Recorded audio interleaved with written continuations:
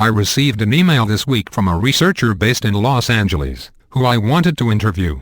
Hey Circumflex, I hope to be back before 4 p.m. Hey Circumflex, it read.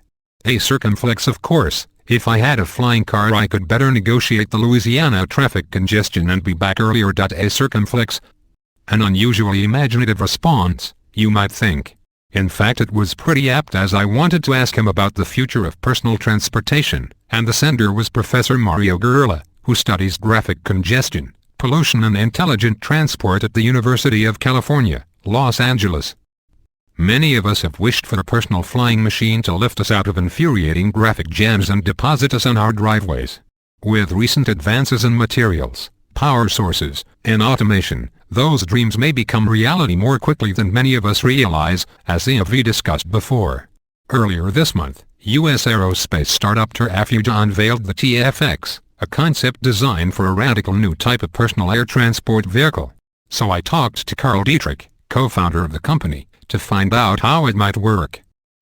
Hey Circumflex, we think this is the right time to start seriously looking at the challenges associated with creating what people call a flying car, he says. The vision is to try to create the future of personal transportation that people have dreamed about for years.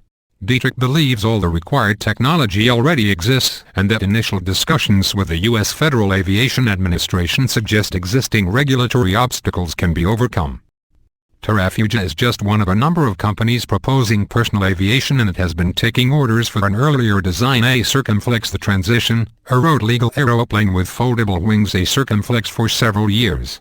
The TFX design is more futuristic, but is more likely to provide what most of us dream of when we think of flying cars.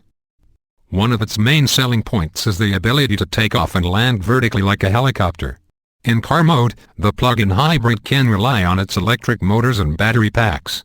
For liftoff it needs extra power from its hydrocarbon combustion engine. Folded winglets are extended. Two huge motor pods on either side of the vehicle are pointed vertically up, and the propellers provide lift. Each pod has 16 independent electric motors, with its own controller and battery pack, meaning a failure is not catastrophic. When it attains the required altitude, the pods start to point forward. A ducted fan at the rear provides thrust, and the wings start to operate as a conventional aerodynamic surface to provide lift as it accelerates. At full speed, the propellers on the ends of the pods fold back and the vehicle enters a Circumflex Cruisia mode.